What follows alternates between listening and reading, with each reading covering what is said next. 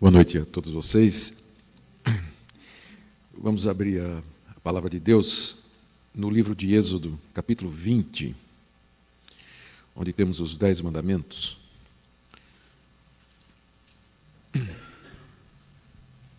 Vamos deixar nossas Bíblias abertas aí. Eu vou fazer algumas explicações e depois nós iremos para a análise dos 4 primeiros mandamentos, que tem a ver com o nosso relacionamento com Deus e, portanto, com o nosso culto a Deus. O tema da nossa última aula do curso de teologia é culto. Eu preciso fazer algumas distinções importantes aqui. A primeira é que, quando a gente fala de culto, precisa entender que há alguns tipos de culto e que, embora eles mantenham alguma semelhança entre si, há distinções que são importantes. Então, primeiro, existe a minha vida como um culto a Deus. A Bíblia fala que tudo que a gente faz tem que ser para a glória de Deus. Paulo diz isso em 1 Coríntios, capítulo 10, verso 31. Quer comais, bebais ou façais outra coisa qualquer, fazei tudo para a glória de Deus. E também Paulo, lá em Romanos 12, diz que nós devemos oferecer os nossos corpos a Deus em culto racional, sacrifício vivo a Deus, que é o nosso culto racional. Então, há um sentido em que tudo que eu faço é culto a Deus. Ou seja, eu vivo como se eu estivesse na presença de Deus, adorando a Deus, diante dEle, e entregando a Ele, servindo a Ele, em todas as ações da minha vida. Todavia, há uma diferença entre a vida como culto e o culto público. O que é o culto público? É o momento em que o povo de Deus, convocado para esse fim, se encontra num determinado local, com o objetivo de praticar determinadas atividades de natureza espiritual, em louvor e adoração a Deus, tais como o cântico, pregação da palavra, as orações, confissão de pecado, celebrar a ceia do Senhor. E aqui eu quero dizer que existe uma diferença entre a minha vida como culto e o culto público, porque nem tudo que cabe num, cabe no outro. Por exemplo, eu posso plantar bananeira para a glória de Deus, não posso? Só que plantar bananeira não cabe no culto público. Não é verdade? No culto público, por exemplo, você tem a celebração da ceia. Mas eu não posso chegar em casa sozinho, pegar o pão e o vinho, e eu celebrar a ceia como se fosse parte do meu culto pessoal a Deus, porque a ceia ela foi instituída por Deus para ser parte do culto público, que a sua igreja presta reunida. Então, embora tudo que eu faço é culto a Deus, nem tudo que eu faço na vida serve no culto público. E vice-versa. Então, isso aqui é importante. A outra, eu podia ainda falar do culto individual, aquele que você, sozinho, separado, isolado, você pega a sua Bíblia, você lê, você ora, você canta, você busca a Deus, gasta um tempo com Deus. Isso aí também é culto. Mas tem coisas que você faz lá, que não caberia no culto público, e tem coisas no culto público que não caberia lá, por exemplo, tirar a oferta. Como é que você vai fazer isso no culto individual? Ou culto em família, por exemplo. Você reúne sua família ao redor da mesa, depois de uma refeição ou algum outro momento. Então, essas distinções são importantes, porque o que eu vou falar hoje à noite é sobre o culto público. Certo? O culto público, ou seja, aquele momento em que o povo de Deus se reúne para praticar uma série de atividades espirituais para o louvor e para a glória de Deus. O culto público ele é bem regulado na Bíblia. No Antigo Testamento, ele era tão regulado, ele tinha tantas normas, ele era tão detalhado e o padrão era tão claro que, a ponto de Deus não admitir qualquer desvio do modelo. Há o famoso caso de Uzá, naquele dia em que Davi estava levando a arca para Jerusalém, e a lei dizia que a arca tinha que ser levada no ombro dos levitas. Só os levitas podiam levar a arca. Um levita tropeça e Uzá, que não era levita, estende a mão, toca na arca para não deixar cair. Deus fuzila ele na hora. Porque Deus tinha dito que nas coisas sagradas só quem podia mexer era o levita. Então o culto no Antigo Testamento ele era cercado por normas e por regras muito claras. Quando a gente chega no Novo Testamento, você não encontra mais estas regras, porque elas eram parte do culto ritualista, típico e figurativo do Antigo Testamento, muito ligada, essas regras eram muito ligadas ao sistema de sacrifícios, que todos apontavam para Jesus. E uma vez que Cristo veio, aquele culto no templo acabou. O que se encontra no Novo Testamento são princípios orientações gerais sobre como deve ser o culto a Deus e a menção daquelas atividades que a gente chama de elementos de culto que Deus exige que estejam presentes. Então, mesmo que nós não encontremos um padrão detalhado no Novo Testamento, como se encontra no Antigo, com relação ao culto público, todavia é possível determinar esses elementos e também os princípios que regem o culto a Deus. Em outras palavras, embora o nosso culto não seja igual mais ao do Antigo Testamento, ele todavia não é uma coisa solta que cada um possa fazer de acordo com o que acha bem e de acordo com aquilo que interpreta. Há uma margem há um espaço para manobra e adaptação no culto cristão. Mas ele tem também princípios, ele tem limites, ele tem elementos, e eu queria falar sobre isso partindo do Antigo Testamento. Eu vou pegar os 4 primeiros mandamentos, porque eles falam do nosso relacionamento com Deus, e, portanto, falam de culto, e tentar tirar alguns princípios para aplicarmos a questão do culto público. Tá certo? Então, vamos lá. Vamos começar aqui. O primeiro mandamento, a introdução e o primeiro mandamento. Aliás, vamos ler logo todos os 4, né? Pelo menos já tem uma visão geral.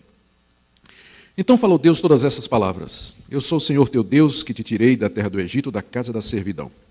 Não terás outros deuses diante de mim. Não farás para ti imagem de escultura, nem semelhança alguma do que há em cima nos céus, nem embaixo na terra, nem nas águas debaixo da terra. Não as adorarás, nem lhes darás culto, porque eu sou o Senhor teu Deus, Deus zeloso, que visita a iniquidade dos pais nos filhos até a 3ª e 4ª geração daqueles que me aborrecem. E faço misericórdia até 1000 gerações daqueles que me amam e guardam os meus mandamentos. Não tomarás o nome do Senhor teu Deus em vão, porque o Senhor não terá por inocente o que tomar o seu nome em vão. Lembra-te do dia de sábado para o santificar. 6 dias trabalharás e farás toda a tua obra, mas o 7º dia é o sábado do Senhor teu Deus. Não farás nenhum trabalho, nem tu, nem teu filho, nem tua filha, nem o teu servo, nem a tua serva, nem o teu animal, nem o forasteiro das tuas portas para dentro. Porque em 6 dias fez o Senhor os céus e a terra e o mar e tudo que neles há, e ao 7º dia descansou. Por isso o Senhor abençoou o dia de sábado e o santificou. Então, nesses 4 mandamentos, nós temos, em primeiro lugar, o porquê adorar a Deus. São os versos 1 e 2, na verdade, a introdução dos mandamentos. Por que adorar a Deus? Porque Ele é o nosso Deus, aquele que nos tirou da terra do Egito, da casa da servidão. Então, o motivo para o culto é dado já na introdução dos mandamentos. Depois vem a quem devemos adorar. O primeiro mandamento diz, não terás outros deuses diante de mim. Quem é o centro do culto, então? Deus. O segundo mandamento fala de como nós devemos adorar a Deus. Não farás para ti imagem de escultura, não as adorarás. Então, o segundo mandamento nos mostra que Deus quer ser adorado sem imagens, Ele quer ser adorado espiritualmente, sem representações. O terceiro mandamento também fala de como adorar a Deus, mas aí já tem a ver com a atitude interna. Não tomarás o nome do Senhor teu Deus em vão. Ou seja, quando eu pronuncio o nome de Deus, canto o nome de Deus, oro em nome de Deus, faço as coisas em nome de Deus no culto, eu tenho que fazer com sinceridade de coração, senão eu estou tomando o nome dele em vão. E o quarto mandamento tem a ver do quando adorar a Deus em culto público, porque fala do sábado. 6 dias trabalharás e farás toda a tua obra. Não sei se vai dar tempo para chegar aí no quarto mandamento, mas se a gente vencer os 3 primeiros, já teremos coberto aí bastante coisa, né? Então vamos começar aqui com a introdução dos 10 mandamentos, versos 1 e 2, onde nós temos um motivo pelo qual adorar a Deus. Vamos lembrar o contexto. Moisés estava no alto do Monte Sinai, o povo de Israel estava abaixo, Monte Sinai no deserto da Arábia. Deus havia tirado o povo que durante 400 anos estava como escravo no Egito. Deus o havia tirado da escravidão por meio de Moisés e debaixo do domínio de Faraó. Abriu o Mar Vermelho, eles atravessaram. Os egípcios morreram afogados. Moisés lidera o povo até o Monte Sinai e diz, vocês ficam aqui, que eu vou lá em cima falar com Deus, Ele está me chamando. E então Moisés sobe e lá Deus fala com ele. E Deus lhe dá a lei, dá os 10 mandamentos e outras leis. Deus, inclusive, lhe mostra uma maquete do templo celestial, não é? E diz, vai fazer o tabernáculo de acordo com o que você está vendo aqui. E muitas outras instruções. E aí, na hora de falar sobre os 10 mandamentos, Deus diz a Moisés, que é para dizer a todo o povo. Deus falou todas estas palavras. Eu sou o Senhor teu Deus, que te tirei da terra do Egito, da casa da servidão. São três coisas aqui. Primeiro, ele diz, eu sou o Senhor. A palavra Senhor aqui é o nome, é a tradução do nome típico de Deus do Antigo Testamento, Yahvé, ou Javé. É o nome pelo qual Deus se fez conhecido ao povo de Israel. Significa eu sou o que sou e aponta para a autoexistência de Deus, a sua eternidade e a sua soberania. Ou seja, eu sou o que eu sou. Eu sou Deus, Senhor de todas as coisas, o Criador do universo. É por isso que você tem que me adorar. Por isso que você não pode ter outros deuses diante de mim. É por isso que tudo que você fizer tem que ser para a minha glória, porque eu sou o Senhor, Yahvé. Então, esse é o primeiro argumento. Nós devemos adorá-lo porque Ele é o que Ele é. Ele é o Senhor. Ele é o único Deus verdadeiro. Segundo motivo é que ele diz assim, eu sou o Senhor, teu Deus. A palavrinha aí, né, teu, mostra que não somente nós somos de Deus, mas Deus também é nosso. E aqui aponta para o pacto, para a aliança que Deus havia feito com a nação de Israel. Essa aliança foi feita quando Deus tirou o povo e trouxe para aquele lugar. Ela vai ser celebrada depois disso, com sacrifícios, como Deus vai mandar que Moisés faça. Mas antes disso, Deus já tinha feito uma aliança com Abraão, com Isaque e com Jacó, que são os antepassados, os patriarcas desse povo.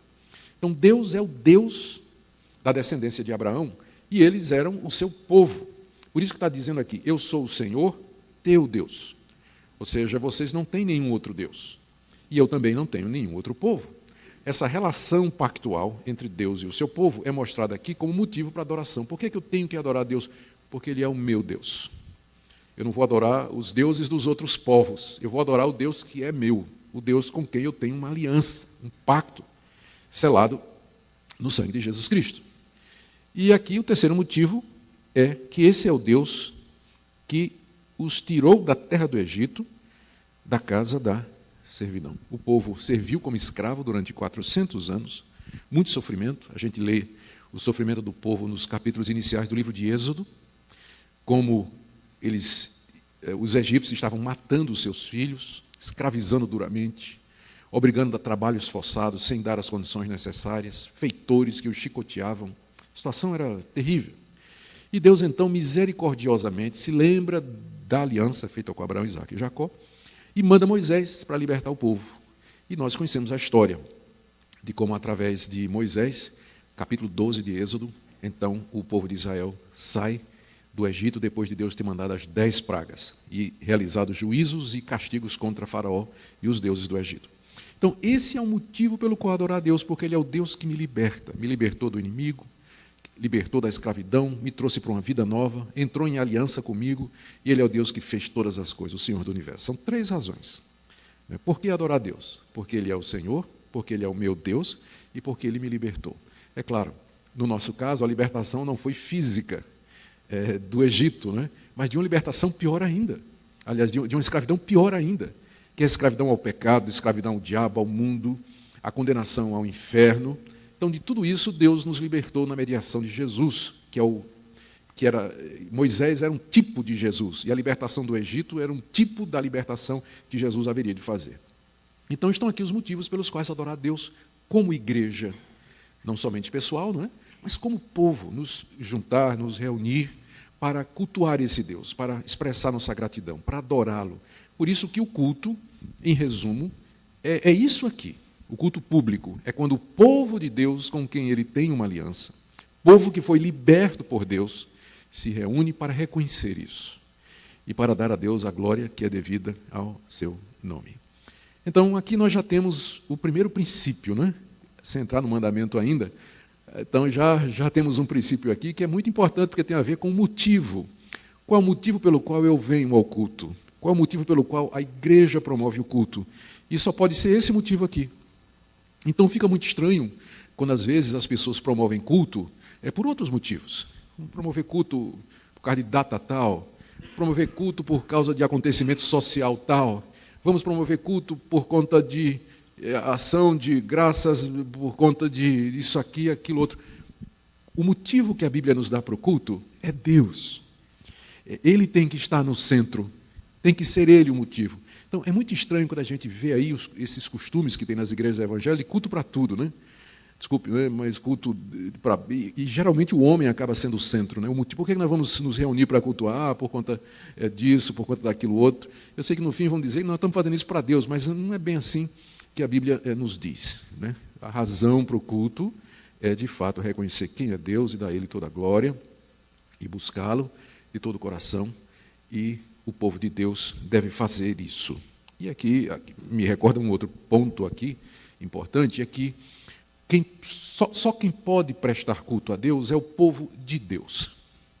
É o povo da aliança, porque o ímpio, mesmo que ele entre num culto, ou mesmo que ele participe de um serviço religioso público a Deus, ele não é do povo de Deus, ele não foi liberto, ele não tem uma aliança com Deus, ele não reconhece Deus como o Senhor, então ele não tem como cultuar.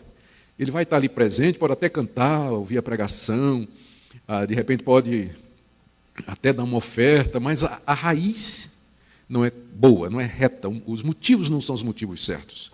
Então, só quem pode prestar culto a Deus, de fato, são aqueles que fazem parte do povo de Deus, que foram libertos por Cristo, que têm uma aliança com Deus, que reconhecem que é Deus. E aqui essa é uma das razões pelas quais, dentro da tradição evangélica, nós não queremos que os descrentes participem ativamente do culto. Eles são nossos amigos, são nossos convidados, podem estar presentes, nós os convidamos para estar na igreja, mas eles não deveriam, você não deveria, por exemplo, só porque o sujeito é vereador, não é? Nós temos aqui hoje à noite o vereador fulano e tal, o senhor vem até aqui fazer uma oração, e o cara é ateu, né? E ele é político, ele vai e faz, né? Ou, entendi, o cantor fulano de tal canta muito bem, vai aqui tocar uma melodia para louvor de Deus, o cara é macumbeiro, qualquer outra coisa, mas porque ele é entende, ele é um musicista, o pessoal coloca ele para tomar parte ativa no culto. Isso vai contra o que a palavra de Deus nos diz a respeito do culto. Né? Então, o culto a Deus deve ser feito pelo povo de Deus, com quem Deus tem uma aliança, povo que foi liberto, deve ser dirigido, estruturado pelo povo de Deus. Os nossos amigos que não são crentes, eles são bem-vindos a participar das nossas reuniões, mas culto a Deus é uma prerrogativa do povo de Deus. E aqui entra também, se eu posso estender um pouco mais, a questão da ceia do Senhor. A ceia do Senhor é parte integrante do culto a Deus. Então, eu fico muito triste quando eu ouço de igrejas que distribuem o pão e o vinho para quem estiver presente. Na hora da ceia, quem estiver presente pode vir, venha participar do pão, do vinho. É por isso que a gente tem o cuidado, na hora da celebração da ceia, de perguntar e dizer, isso aqui é para quem é membro de alguma igreja evangélica. Eu sei que isso não garante, mas já filtra, né? E a gente não pode olhar o coração, mas pelo menos é nosso dever dizer que isso aqui é alguma coisa para o povo de Deus. Só o povo de Deus deve participar disso aqui. E não deveríamos incluir quem não é do povo de Deus na ceia do Senhor. Por isso também que a gente não pode batizar quem não é crente. Né? A gente tem que ser os crentes e, na nossa tradição reformada, e os seus filhos, sua família, aqueles que fazem parte da aliança.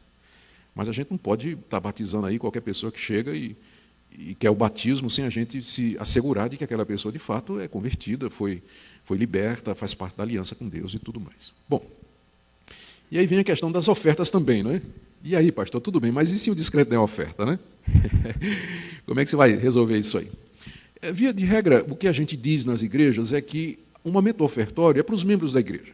Pelo menos é o que a gente diz aqui na nossa igreja regularmente. Que o privilégio de contribuir é para os membros da igreja e os nossos visitantes, eles estão dispensados disso. Se algum deles quiser fazer, a gente nem sabe, né? Porque às vezes passa a sacola, depende do método, né? Às vezes vem aquela multidão de gente à frente e a gente não sabe.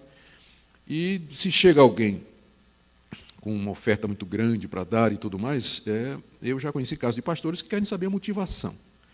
E às vezes tem gente descrente que quer dar uma oferta e tal, pensando com isso comprar algum favor de Deus. É muito comum, porque de que outra maneira, ou qual outra razão ele estaria fazendo isso, né? Então, a gente lembra que o apóstolo Pedro uma vez repreendeu Ananias e Safira, porque quiseram trazer uma oferta para Deus, mas o motivo era impuro, era injusto, né? Eles queriam, na verdade, aparecer e se mostrar espirituais em cima de uma mentira. E foram recusados, e a igreja deveria ter firmeza nisso também. Então, está aqui, na introdução dos 10 mandamentos, já alguns desses princípios importantes para o culto a Deus. O primeiro mandamento, ele fala quem deve ser adorado. Verso 3, não terás outros deuses diante de mim. Quando está dito aqui, não terás outros deuses, Deus não está admitindo que existem outros deuses. Ele está falando na linguagem humana. Poderia ser, a interpretação você não faça para você deuses e os adore no meu lugar, porque só existe um, que sou eu. Quando ele diz não terás outros deuses, ele não está admitindo que existem outros deuses, mas são os deuses que são feitos pelo homem, como se deuses fossem, mas na verdade não são. Ou seja, ele está proibindo a idolatria e o politeísmo, que é a adoração de muitos deuses ao mesmo tempo. Aqui Deus pede exclusividade ao seu povo. Ele não admite ser adorado ao lado de qualquer outra divindade, entre aspas. Ele não divide o louvor do seu povo. Não. No culto, Deus vai receber toda a glória. E esse é um princípio que, em teologia, nós chamamos o princípio da teocentricidade do culto. Ou seja, o culto tem que girar em torno da pessoa de Deus. E é por isso que nós não adoramos Maria, por isso que nós não veneramos os santos, por isso que nós não adoramos os anjos, por isso que nós não temos cadeira para o arcanjo Miguel sentar na hora do culto, como em alguns cultos, não é? E é por isso que também, isso aqui fala mais próximo de nós queremos evitar no culto tirar a glória de Deus e dar para o homem. O culto tem que ser voltado para Deus. Descendo a detalhes. As minhas orações têm que ser feitas a Deus, na mediação de Jesus Cristo, no poder do Espírito Santo. Eu não vou orar a Maria, ou não vou orar a Deus na mediação de Maria, ou dos santos, ou de qualquer outra pessoa. Os louvores têm que ser feitos a Deus. Quando a gente canta, a gente tem que cantar para Deus. Por isso é importante observar, às vezes até hinos, que são muito antropocêntricos, muito voltados para o homem. Há pouco louvor e Deus de fato não é o centro. Tem muito corinho, né? Muitas dessas músicas aí, gospel, é tudo muito voltado para o ser humano, me dá o que é meu, conta as experiências. Não é que aqui e acolá não possa ter, mas Deus acaba não recebendo louvor. A pregação ela tem que falar sobre Deus, ela não pode falar sobre o pregador. Tem pregador que, quando vai pregar, se aproveita para contar histórias sobre ele, para se exaltar, falar dos feitos dele, mas a pregação deveria falar de Deus, de Cristo, das coisas de Deus, exaltar a Deus, porque o culto é isso. Não terás outros deuses diante de mim. E se exclui não somente outras divindades, mas o próprio homem como centro do culto. E é por isso que na tradição reformada, calvinista, a gente também não gosta de fazer muita farra no culto, né? Festa, homenagem. Às vezes dentro do culto, vamos homenagear fulano, homenagear cicrano. E Deus onde está nisso aí? Não é que a gente não possa, como igreja, homenagear as pessoas. Mas vamos deixar para fazer isso depois do culto, né? Vamos primeiro cultuar a Deus e, uma vez terminado o culto, vamos fazer as homenagens devidas, reconhecer as pessoas, dar placa, dar título honorário, enfim, honoris causa de membro da Igreja Presbiteriana de Santa Amaro, enfim, tudo isso. Mas o culto é a Deus. Tudo tem que ser voltado para Deus. E esse é o primeiro princípio, né?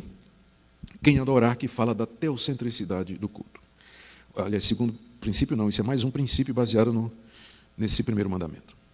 O segundo mandamento, como eu disse, ele tem a ver com como adorar a Deus. Verso 4, não farás para ti imagem de escultura. Então, o que é uma imagem de escultura? É uma obra de arte. Aqui a referência mais específica é a uma obra de arte esculpida, madeira, pedra, ouro, prata, enfim, qualquer um desses materiais que se serve a serem esculpidos, né?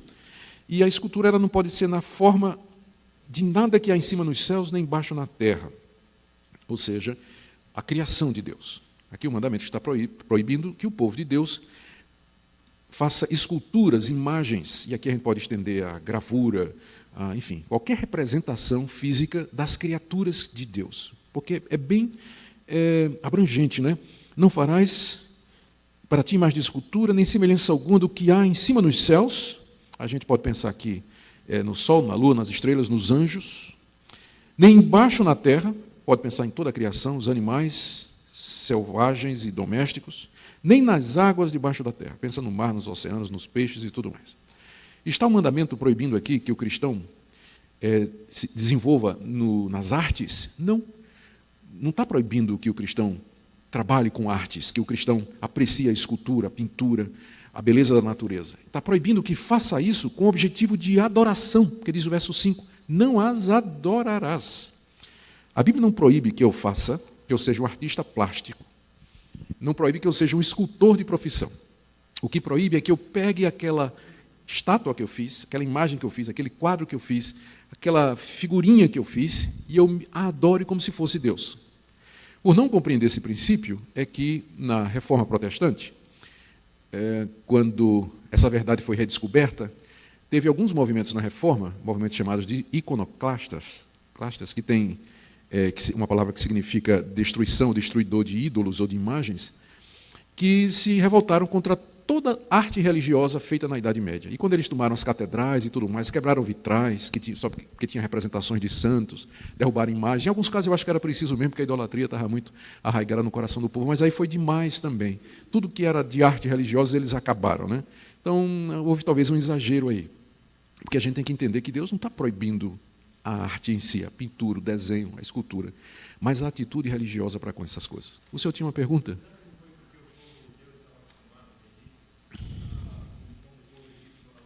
Sem dúvida, sem dúvida. Sem dúvida, né? A pergunta dele é se esse mandamento não tem a ver com o contexto. Eles tinham saído do Egito, onde a idolatria predominava, e de fato, né? O Egito era cheio de ídolos, de imagens. E Deus está dizendo, olha, o culto que vocês vão me prestar não vai ser como o culto que os pagãos prestam aos seus deuses. Você não vai fazer como eles imagem de escultura, você não vai adorar. Você não vai dar culto a essas imagens. E ele dá aqui algumas razões para isso. E duas razões. A primeira, são três razões, na verdade. Porque eu sou o Senhor. Já vimos esse motivo antes. Eu sou Deus, eu sou o que sou. Não existem outros deuses. Eu sou o Senhor teu Deus. Mais uma vez, a aliança é lembrada aqui. Eu sou um Deus zeloso, quer dizer, eu zelo pelo meu culto, pelo meu nome e pelo que eu sou. Eu me importo com o que você pensa de mim e como você me vê e como você me adora. Eu não sou um Deus indiferente que diz assim, você pode fazer o que quiser, no fim, o que vale é a intenção do seu coração. Não, não.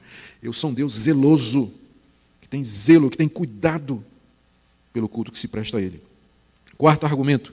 Eu visito a iniquidade dos pais nos filhos até a terceira e quarta geração daqueles que me aborrecem. Quem são os que aborrecem a Deus? Os que praticam a idolatria. Os que adoram a Deus de maneira contrária ao que Ele disse. Deus diz que aborrece esse povo, a ponto de que Ele castiga até neto e bisneto. Do idólatra, né? Da pessoa que pretende oferecer a Deus um culto que está em desconformidade com aquilo que Deus disse. Veja como Deus é zeloso. E a quarta razão, quinta, né? Na verdade, verso 6, faço misericórdia até 1000 gerações daqueles que me amam e guardam os meus mandamentos. Quem são esses que amam a Deus e guardam os seus mandamentos? É os que o adoram conforme Ele diz que quer ser adorado. Esses são os que amam a Deus. E a esses Deus promete a misericórdia até 1000 gerações. Que você vê que Deus tem mais prazer em exercer misericórdia do que juízo, porque Ele castiga só até o bisneto. Mas misericórdia Ele tem até tatara neto. Né?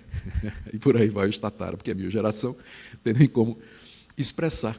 Mas esse segundo mandamento, ele traz um princípio muito importante. Se o primeiro mandamento, não terás outros deuses diante de mim, traz o princípio de que o culto tem que ser teocêntrico, Deus tem que ser o centro, e o único a receber glória. O segundo mandamento traz o princípio que em teologia nós chamamos de princípio regulador do culto. Ou seja, o culto tem que ser regulado pela vontade de Deus. Eu não posso inventar maneira de adorar a Deus, porque Deus é zeloso. Eu só posso adorar a Deus da maneira como Ele disse. Uma dessas maneiras é que não faça imagem, né? Mas é claro, essa é apenas uma das coisas que Deus diz a respeito do culto dele. Isso significa que Deus tem uma vontade com relação ao culto e ela tem que ser respeitada. Eu não posso inventar maneiras de cultuar a Deus. Eu não posso acrescentar à revelação de Deus aquilo que Ele disse que é culto. Eu não posso estar, em nome da criatividade, da contextualização, em nome da tradição, da antiguidade, da boa vontade, da boa intenção, estar colocando coisas estranhas no culto que Deus revelou na sua palavra, porque Ele aborrece quem faz isso. Ele aborrece quem faz isso e ama muito quem procura adorá-lo de acordo com o que Ele revelou. É por isso que, dentro da tradição reformada, na qual a nossa igreja se insere, a gente procura tratar o culto dessa perspectiva, sempre fazendo essa pergunta: o que é que Deus nos manda fazer no culto? Uma outra abordagem é a abordagem de alguns grupos que destoa dessa abordagem. Talvez uma ilustração ajude. Na Reforma Protestante, vamos imaginar, teve muita discussão sobre essa questão do culto, né? Os reformadores, os católicos, e entre os próprios reformadores havia grupos que divergiam a respeito do que é que podia ou não no culto. Vamos pegar, por exemplo, imaginar a questão da vela acesa, que era uma coisa comum no culto da Idade Média. E tem um momento lá no culto que o sacerdote acendia as velas de determinadas cores, que simbolizavam um monte de coisa e tal. Os reformadores queriam acabar com aquilo. E aí, quando a questão toda era a seguinte: vela no culto, pode ou não pode? Se você perguntasse a um calvinista, pode vela no culto? Ele ia dizer, não pode, porque Deus não mandou. Se você perguntasse, talvez, a um luterano ou de outras tradições, pode vela no culto? Talvez a resposta fosse, pode, porque Deus não proibiu. Deus, onde é que está na Bíblia dizendo que é proibido ter vela no culto? Mas a resposta do calvinista é, mas aonde está na Bíblia mandando ter vela no culto? Então, é essa abordagem do princípio regulador. A pergunta não é se Deus proibiu, a pergunta é se Ele mandou. Nós queremos fazer no culto somente aquilo que Deus mandou. Quais são os elementos? O que é que constitui o culto a Deus? E aqui é importante fazer uma distinção entre elemento e circunstância. Por não fazer essa distinção, é que tem muita confusão. Às vezes entre os próprios reformados. Um elemento de culto é o nome que se dá àquelas atividades espirituais que Deus prescreveu como parte do culto a Ele. Por exemplo, a oração. A oração é um elemento de culto. O culto público ele tem que ter oração. Ela pode ser feita por um indivíduo, pode ser pelo que está dirigindo, pode ser feito pela congregação toda, pode ser silenciosa, mas oração é elemento de culto. O louvor também foi ordenado por Deus como parte do culto a Ele. A gente vê isso claramente, não só no Antigo, como também no Novo Testamento. A leitura da palavra e ensino da palavra ao povo de Deus durante o culto também é muito claro. Os levitas faziam isso no culto. A gente vê o povo se reunindo, no livro de Atos, capítulo 2, diz que eles se reuniam para perseverar na doutrina dos apóstolos, partir o pão.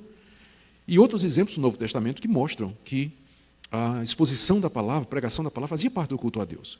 Então, em geral, os protestantes identificam esses elementos como parte do culto. Os louvores, pregação da palavra, a oração, a celebração dos sacramentos ou ordenanças, que é o batismo e a ceia do Senhor. Há alguma divergência sobre a questão das ofertas, se faz parte do culto, se não faz. Eu, pessoalmente, creio que faz parte da nossa adoração a Deus, mas outros interpretam que não, preferem colocar as ofertas como sendo a parte, não é elemento de culto. Mas, no geral, são estes os elementos de culto. Eu não posso inventar elemento novo. Agora, cada um desses elementos, ele tem circunstâncias que o cercam. Por exemplo, a pregação da palavra de Deus, ela é um elemento. A Bíblia diz claramente, mas não diz, por exemplo, que o pregador tem que ter paletó, não diz que o pregador tem que usar um púlpito, não diz que o pregador tem que estar em pé, não diz que o sermão tem que ser de 3 pontos, não diz que o pregador tem que pregar de uma tradução X. Então, esses detalhes que cercam o elemento, nós chamamos de circunstâncias. Eles não são essenciais, eles podem variar, e vai depender da sabedoria da igreja adotá-los de uma maneira ou de outra. Então, o problema é quando as pessoas pegam as circunstâncias e querem transformar no elemento. Diz que o culto só é culto se a pregação for feita em cima da tradução Almeida Revista e atualizada. Se não, não pode. Então, isso aí já é um exagero, porque você pegou uma circunstância e transformou num elemento. Horário do culto, por exemplo. Não tem na Bíblia dizendo que o culto tem que ser às 9 horas da manhã. Isso é uma questão que a Bíblia está dizendo que o povo de Deus tem que se reunir para cultuá-lo, mas não diz que horas. Então, é uma decisão da própria igreja. A própria igreja pode dizer 9 horas da manhã, 8h30, 10. A Bíblia também não diz quantos cultos você tem que ter por dia. Sabia disso? Então, você pode ter um culto no domingo, você pode ter 2, você pode ter 10. Agora, é claro, a igreja precisa ter sabedoria na hora de tomar uma decisão como essa. Se o pastor marcar que o culto na igreja é todo domingo às 5 horas da manhã, é falta de sabedoria, não é? Porque só vai ter ele e a esposa breve, né, no culto, né? Porque os membros da igreja talvez vá na primeira vez, na segunda, mas aí, né, o pessoal vai começar a vazar para outras igrejas onde o pastor é mais sábio, né? Porque não funciona assim. Então, a questão do louvor, por exemplo, instrumento musical. A Bíblia não fala, não determina que instrumento musical é elemento de culto. Então você pode ter a igreja cantando a capela, sem instrumento nenhum. É culto a Deus do mesmo jeito. Não é obrigado a ter instrumento, não é obrigado a ter coral, não é obrigado a ter grupo de louvor. A própria congregação pode cantar. Por que a gente tem essas coisas? Porque são circunstâncias que ajudam, que tornam o elemento mais eficaz. É tão gostoso você cantar com uma boa música, não é? Que acompanha, com um grupo que está liderando, encorajando, incentivando, mas essas coisas não são essenciais. O essencial é o louvor. Então, no culto cristão, há espaço para determinadas contextualizações de circunstâncias, mas nós não podemos inventar elemento, colocar coisa nova que Deus não mandou no culto. Então, é isso que a gente sempre procura fazer, reger o culto cuidadosamente por aquilo que a palavra de Deus diz. Você tinha uma pergunta? Já respondi?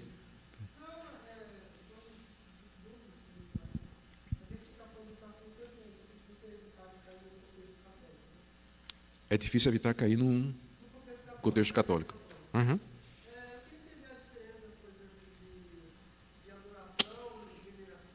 Uhum.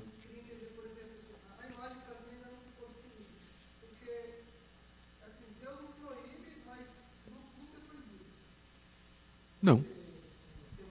Sim, sim, sim. Para motivos de adoração, sim, sem dúvida. Deus não proíbe que você faça imagens. Por exemplo, o próprio Deus mandou que Moisés fizesse a imagem de 2 querubins em cima, e botou em cima da arca. O próprio Deus mandou Moisés fazer. O próprio Deus disse a Moisés: faz uma serpente de metal, de bronze, e põe numa vara, e todo mundo que olhar para ela vai ficar curada da mordida. Então Deus não é contra a arte. O que aconteceu é que depois o povo de Israel começou a adorar aquela serpente. E o rei Ezequias, se não me engano, na reforma que fez, mandou quebrar, porque tinha virado idolatria. O povo adorava, o povo fazia orações àquilo ali.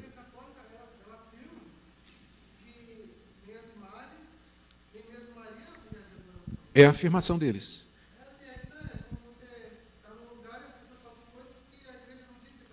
Pois é, se você perguntar a... Eu acho que está nos dois, porque a Igreja Católica não... Ela vendo que o povo corre esse risco, ela deveria banir as imagens, porque o coração do povo é idólatra. O homem é inclinado a adorar outros deuses e criar deuses. E a Igreja Católica, vendo isso e sabendo disso, não deveria facilitar. Deveria evitar isso. Aliás, quando ela começou, sabe como é que começou isso aí? Início da Idade Média, quando o Império Romano foi declarado oficialmente cristão, todo mundo virou crente, né, cristão, sem ser convertido. E então era um pessoal ignorante, não conhecia nada de cristianismo. Então alguém teve a brilhante ideia de fazer o seguinte: vamos fazer as imagens dos santos, de Maria, dos grandes vultos da história bíblica e botar na igreja para servir de inspiração para o povo. Porque o povo não sabe nem ler, não lê a Bíblia, mas ele vendo a imagem de Pedro, vai se lembrar de Pedro, aquele herói da fé, e vai se sentir inspirado. No começo foi assim, por motivos didáticos. Mas o que aconteceu logo depois?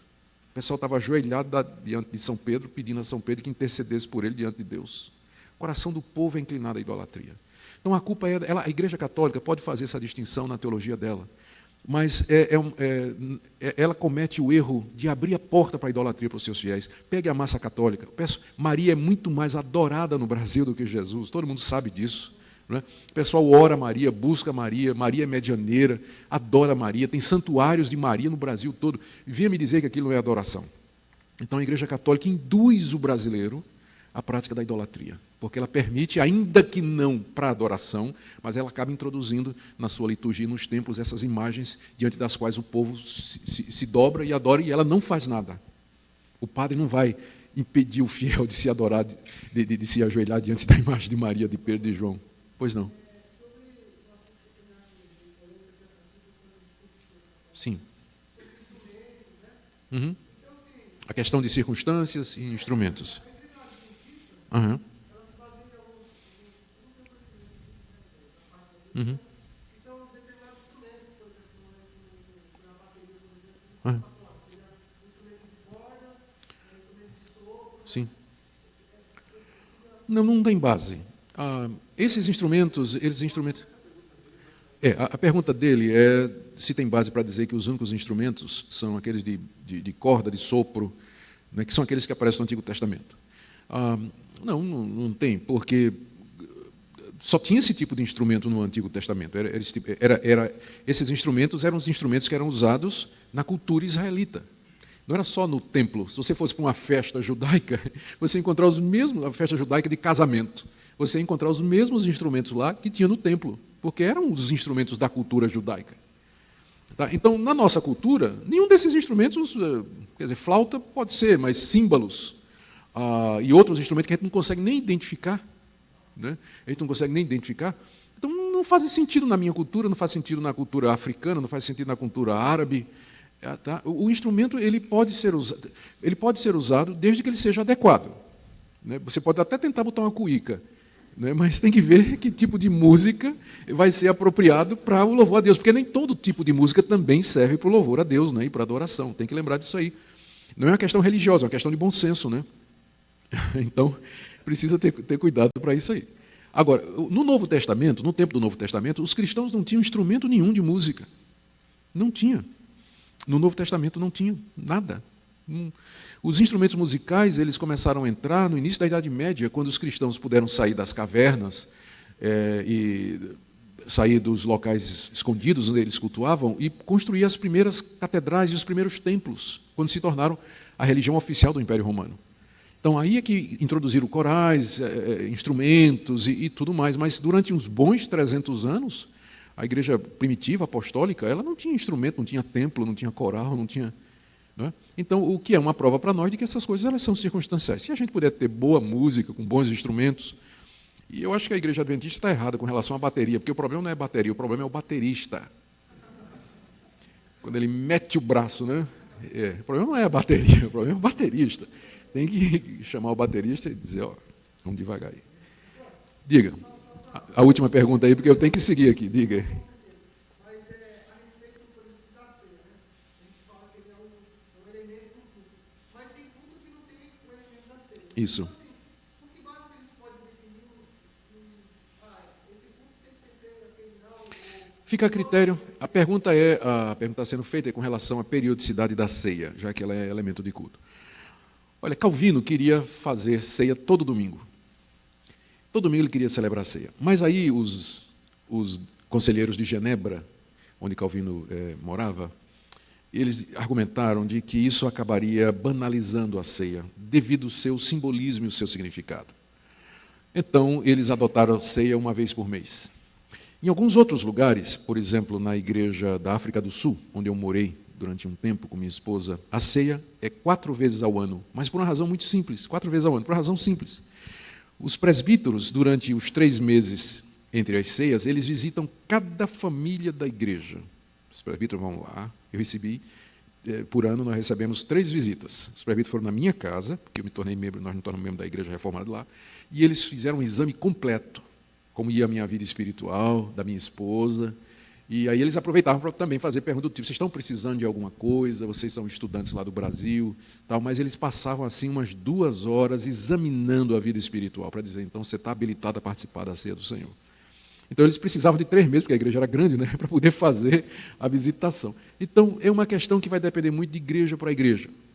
O que importa é que a ceia seja celebrada, não pode deixar de ser, e que ela seja feita para aquele que é povo de Deus. Evitar tanto o extremo da banalização, mas também o extremo do cuidado exagerado a ponto de privar o povo de Deus da ceia por tanto tempo. Né? Então, isso vai caber muito. Se a igreja quiser fazer isso todo domingo, não há impedimento bíblico nenhum. Né? Mas não deveria também demorar demais, né, para não privar o povo disso, que é um meio de graça, através do qual Cristo nos alimenta espiritualmente. Tá bom? Vamos seguir aqui para o 3º mandamento. E eu vou terminar. Como eu profetizei, não vou conseguir chegar no 4º, né? O 3º mandamento é o verso 7. Não tomarás o nome do Senhor teu Deus em vão, porque o Senhor não terá por inocente o que tomar o seu nome em vão.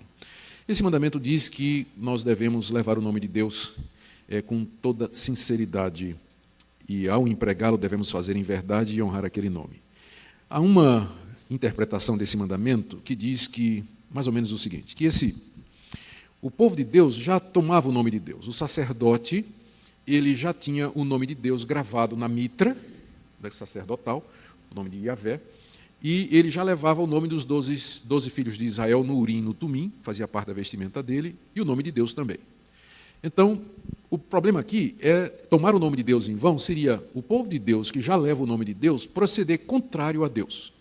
Ou seja, ter uma conduta incoerente com Deus. Mas a resposta que nós podemos dar a isso é que, então, qual é a diferença desse mandamento com os demais que dizem não matarás, não adulterarás, que estão condenando procedimento contrário à palavra de Deus?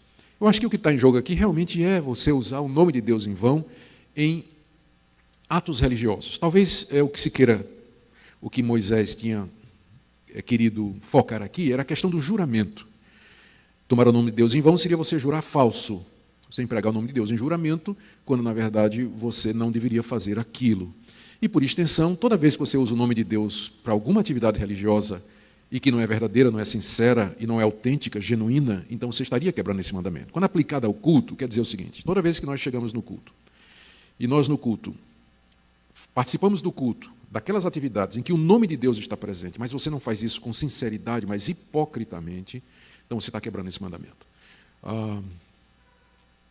Se você, aqueles votos que você fez, por exemplo, por ocasião do seu batismo, diante do povo de Deus, em que você declarou diante de Deus que você era de Deus, que você ia seguir a Deus, você prometeu ensinar seus filhos, treinar seus filhos, e você não cumpre aquilo, aqueles votos que você fez de servir a Deus toda a sua vida e você quebra aquilo, então você está tomando o nome de Deus em vão. Ou seja, toda atitude ou atividade religiosa que tem o nome de Deus e que você faz não com sinceridade de coração, você está quebrando esse mandamento.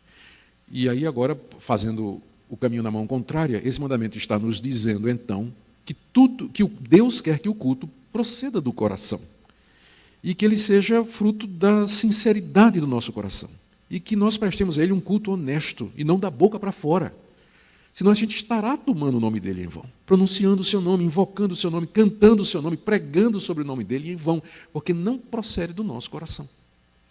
Ou seja, o culto a Deus, ele tem que ser fruto do meu relacionamento com Deus. O culto público a Deus, ele tem que ser, de fato, prestado com sinceridade pela igreja. Por isso que a igreja, ela tem, através dos pastores e presbíteros, cuidar para evitar a hipocrisia dos membros, né? Por isso que é importante o trabalho pastoral, de visitação, de análise, né? Por isso que nas igrejas evangélicas reformadas o trabalho pastoral tem um peso tão grande, de visita, de pastoreio, de supervisão do rebanho, superintendência do rebanho, para que no culto público o nome de Deus não seja tomado em vão hipocritamente, para que o rebanho esteja bem e ofereça a Deus um culto que de fato seja digno dele. Então, quais foram os princípios que a gente viu aqui sobre o culto para encerrar?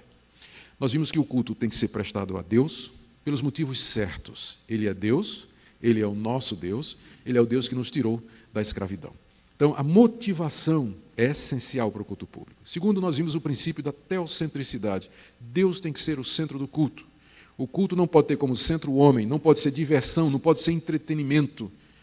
Tem que ser adoração, tem que ser tudo voltado para Deus. Edificação, adoração, Deus tem que receber toda a glória. E quando ele recebe a glória, o povo é edificado, o povo é abençoado. Terceiro princípio, nós não podemos inventar maneiras de adorar a Deus. É o princípio regulador. O culto tem que ser de acordo com aquilo que Deus revelou. Se nós começarmos a acrescentar no culto a Deus elementos que não fazem parte do culto a Ele, então nós estamos, na verdade, desvirtuando esse culto. Precisamos ter cuidado para purificar o culto de acordo com sua palavra. E o último princípio que nós aprendemos aqui é que o culto ele tem que ser sincero, ele tem que ser genuíno, tem que ser do coração, ele tem que ser em verdade, espírito em verdade. Talvez isso faltou eu dizer aqui, né? Tem que ser em espírito e em verdade. Espírito é o segundo mandamento, não farás para ti imagem de escultura. E em verdade é o terceiro mandamento, não tomarás o nome do Senhor teu Deus em vão, não é? Então o culto a Deus tem que ser de fato em espírito e em verdade e proceder do nosso coração. Então vejam como Deus zela pelo culto e como o culto é importante. E é por isso que ele é parte integrante de um curso de teologia como esse. E a gente termina com o culto, porque tudo que a gente crê desemboca no culto. Você quer saber o que é que uma igreja acredita? Você quer saber o que é que uma igreja pratica, o estado espiritual dela? Vá participar do culto dela. Porque é no culto que desemboca, deságua as nossas convicções, o estado da igreja, o estado da liderança, quem é o pastor, não é? A preocupação pelo culto, tudo isso deságua no culto público. Por isso que nós, então, terminamos o nosso curso de teologia com esse assunto.